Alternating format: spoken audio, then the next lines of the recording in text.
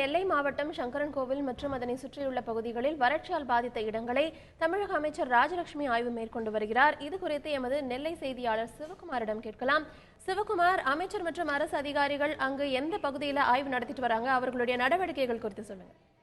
அதாவது நெல்லை மாவட்டத்தை பொறுத்த மட்டும் பாத்தீங்கன்னா ஒரு சில இடங்கள் இருபோக விளைச்சலும், ஒரு சில இடங்கள்ல ஒருபோக விளைச்சலும் காணப்படும். அதே மாதிரி பாத்தீங்கன்னா இப்ப தாமிரபரணி ஆற்றங்கரை ஒட்டியுள்ள பகுதிகளில் இருபோக விளைச்சல்கள் ஆற்றை மட்டுமே நம்பி பாசனம் பண்ணக்கூடிய விவசாயம் பண்ணக்கூடிய விவசாயிகள் இருபோக விவசாயம் ஈடுபடுவாங்க. ஆனா சங்கரன்கோவில் பகுதியை பொறுத்த மட்டும் பாத்தீங்கன்னா இது பெரும்பாலும் வானம் பொய்த்த வானம் பார்த்த பூமியா தான் இருக்கும். எப்படின்னு பாத்தீங்கன்னா அதிக அளவிலான விவசாயிகள் கிணற்று நீர் பாசனம் மற்றும் மழையை எதிர்பார்த்திருப்பாங்க. இப்ப பாத்தீங்கன்னா இந்த ஆண்டு வழக்கத்தை விட மழை மிகவும் குறைவான அளவில் பெய்து இருக்குது மற்ற ஏரியாக்கள்ல.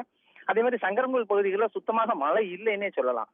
அதே மாதிரி பாத்தீங்கன்னா இப்ப சங்கரன்கோவில் ஒட்டியுள்ள பகுதி, அதாவது மானூர் தாலுகா சங்கரன்கோவில் தாலுகால இருக்கிற பல்வேறு பகுதிகளில் இன்று காலையிலிருந்து இதுவரை இன்ஸ்பெக்ஷன், அதாவது இதுவரைக்கும் ஆய்வு பண்ணிட்டு இருக்காங்க. எப்படின்னு பாத்தீங்கன்னா தமிழக ஆதி திராவிட நலத்துறை அமைச்சர் ராஜலட்சுமி மற்றும் இளைஞர் நலன் மற்றும் விளையாட்டு மேம்பாட்டுத்துறை முதன்மை செயலாளர் ராஜேந்திரகுமார், மாவட்ட ஆட்சியர் கருணாகரன் ஆகியோர் தற்போது அவங்க இது பண்ணிட்டு இருக்காங்க.